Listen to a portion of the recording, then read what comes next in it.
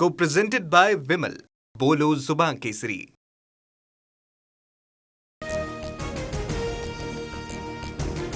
मुंबई पश्चिम उपनगरात पावसाचा जोर वाढला. पाणी साचलं, त्यामुळे अंधेरी सबवे सध्या वाहतुकीसाठी बंद.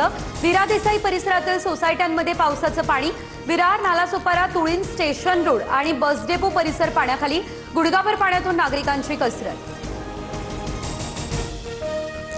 मुंबई ठाण्यासह उपनगरात पावसाचा हाहाकार. कल्याण, नवी मुंबईमध्ये अनेक ठिकाणी पाणी साचलं.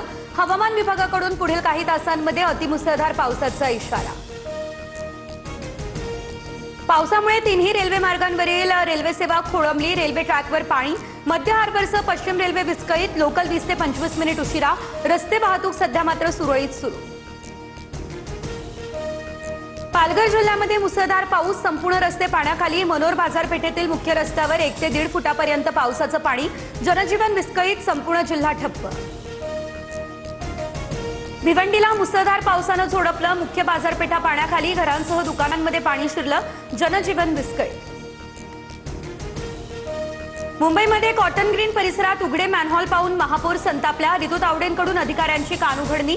कारवाईचे आदेश देऊनही दुर्लक्ष केल्यानं महापौर संतापले.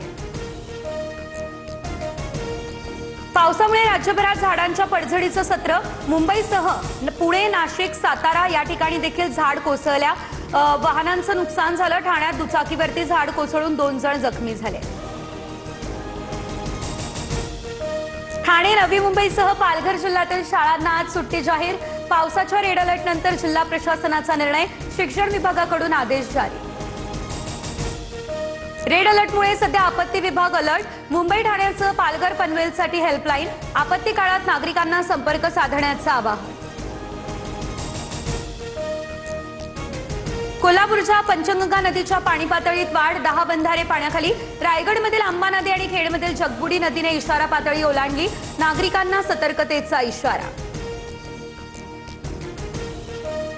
दमदार पावसामुळे राज्यातील धरणं ओव्हरफ्लो. हतनूर, गोसेखुर्द, कोयना धरणातून पाण्याचा विसर्ग. रत्नागिरीमधील पानवल धरण ओव्हरफ्लो.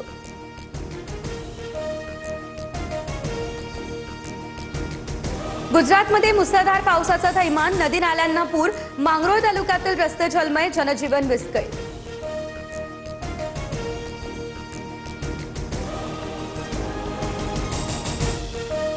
Co-presented by Vimal.